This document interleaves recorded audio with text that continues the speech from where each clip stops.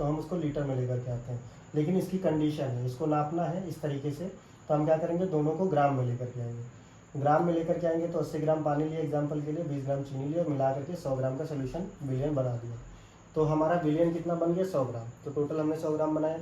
विलय की मात्रा कैसे हम निकालेंगे कि विलय उसमें कितना है, तो हम क्या करते हैं, मात्रा जो कि सांद्रता के बारे में हम जानते हैं कि सांद्रता क्या होता है, एक रेशियो होता है, ठीक है। विलयन में विलय कितना मिला हुआ है या विलायक में विलय कितना मिला हुआ है, वो डिपेंड करता है हम कौन सा पोर्शन निकाल रहे हैं, कौन सी इकाई निकालना चाह रहे हैं। तो अभी तो हम द्रव्यमान प्रतिशत पे हैं, तो हम इसमें विलयन में विलय कितना घुला होता है ये निकालते हैं।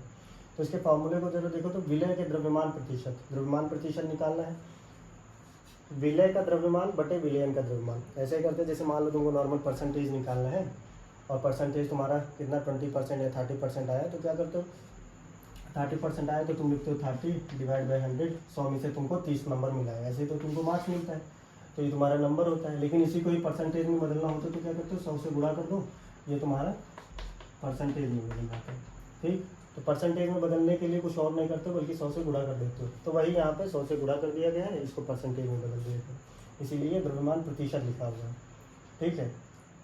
तो विलय की मात्रा, तो जैसे यहाँ मार्क्स देखते थे ना कि 30/100 लिखा हुआ है, यानी 100 में से तुमको 30 मार्क्स मिला हुआ है, तो इसलिए विलय के लिए विलय को कितना मार्क्स मिला है, विलय को कितना मार्क्स मिला है, विलय को द्रव्यमान ऊपर, विलय का द्रव्यमान कितना मिला हुआ है, तो विलय का द्रव्यमान ऊपर लिखेंगे।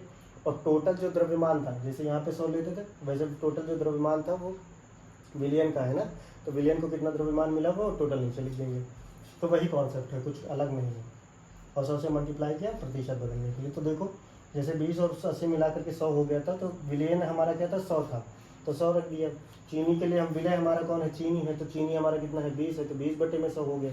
प्रतिशत में बदलने के लिए 100 से गुणा कर दिए, तो 100 बटे में और 100 गुणे में दोनों आपस में कट गया और 20% हमारा आंसर आ गया। ये W/W किस लिए लिखा हुआ है, तो W का मतलब वेट, वेट मतलब भार, W का मतलब वेट, वेट मतलब भार। तो दोनों भार जो होंगे वो ग्राम में ही लेना है, ठीक, दोनों का भार लेना है, लीटर में नहीं लेना है, ठीक है।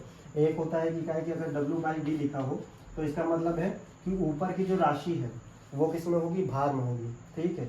और नीचे की किस राशि होगी, वो किस में होगी, वॉल्यूम यानी आयतन में होगी, लीटर में होगी, ठीक है। तो W/W कहने का मतलब है कि जो विलयन है उसको भी किस में लोगे, भार में लोगे, ग्राम में लोगे, और जो विलय है उसको भी किस में लोगे, ग्राम में लोगे। अगर W/V लिखा हो तो इसका कहने का मतलब क्या है, W मतलब ग्राम में लोगे या kg में लोगे, ठीक है, और V कहने का मतलब आयतन यानी कि लीटर में लोगे, ठीक है, या ml में लोगे।